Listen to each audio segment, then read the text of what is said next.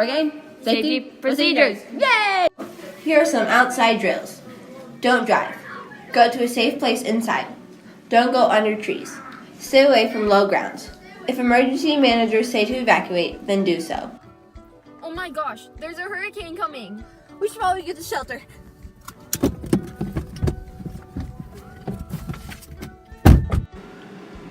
Stay inside and stay away from windows and glass doors. Find a safe spot in your home, for example, a closet or a bathroom. Protect your windows and doors. Always have your supplies with you at all times. Always stay on a lower level of your house. Here is an example of a spot where you can take safety during a hurricane. As you can see, there are no windows.